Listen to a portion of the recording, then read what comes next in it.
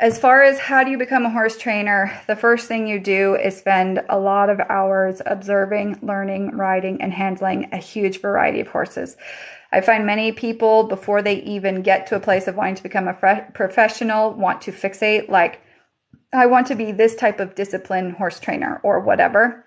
And I think that should come way, way later. We had a really big discussion on a different platform with some other trainers who were talking about how frustrating it is because people nowadays who want to become professionals have so little horse experience. So for some of you, this may be repeat and not to go through my whole past, but from working with racetrack horses for racetrack prep to, like I said, top level 3-day eventing to international dressage horses to international show jumpers from South America to reining horses, cutting horses, working on ranches all over North America to working with draft horses and driving to miniature horses and whatever else in between, lots of mules and pack strings with hunters and all kinds of other stuff.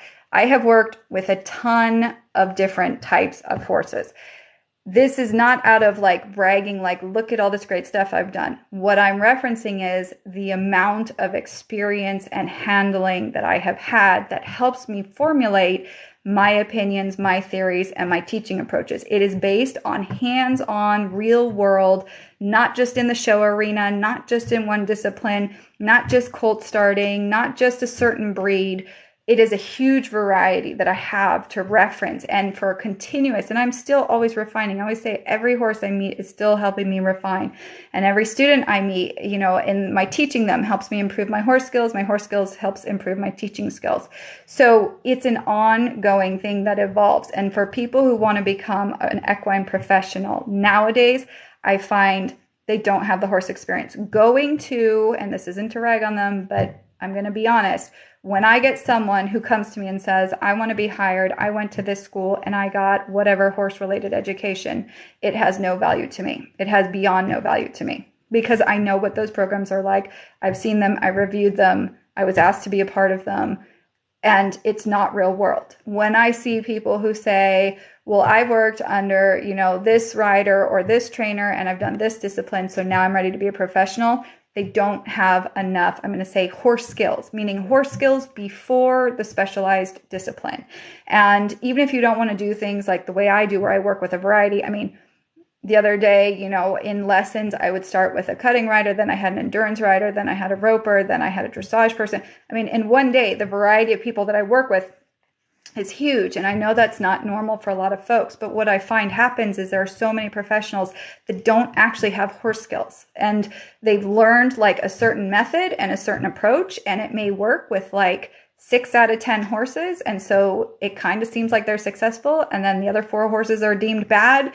And then blah, blah, blah, as far as percentage wise. And they don't have the horse skills to give any of the horses that come to them a true and quality education and then help that horse specialize in whatever the discipline is. And so for those seeking to become trainers, you need to go and watch and spend time and do hands-on with a huge variety of people all over as much as you can, because you don't know what you don't know. And the more that you have real world experience of seeing and participating and being part of it, the more you're going to start to build a whole variety of skill sets. And maybe whatever right now you think your initial interest is, it may change, because right now you don't know what you don't know because maybe you have limited perspective. So for me, again, hands-on, real world. And unfortunately, it's really hard because for those of us like me to take on someone, to teach them to the level in which I would say you're ready to be a professional, I would say you need to go with a variety of people. You need to go with a variety of breeds of horses. You need to go in a variety of scenarios. And then once you're ready for refinement, come to someone like me if you're looking to become a professional, and we can help refine.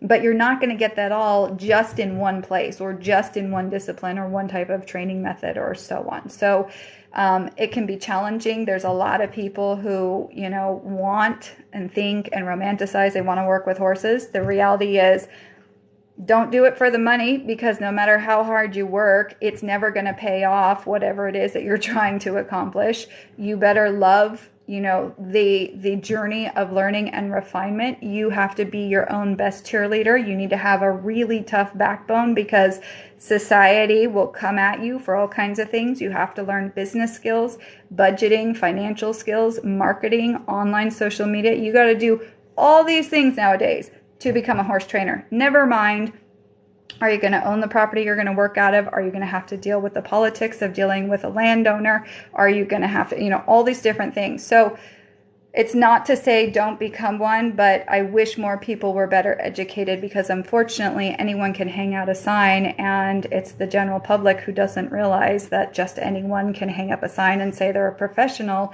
and this person who has very little experience, or there's many people who have very little experience who are saying that they're professionals. They're wrecking a lot of horses. They're scaring a lot of people. They're doing a lot of damage. And then what? What happens in the long run to the horse? What happens in the long run to the owner? What happens, all of that. So I always try and say things balanced where, is it possible? Absolutely. Does it take your total commitment?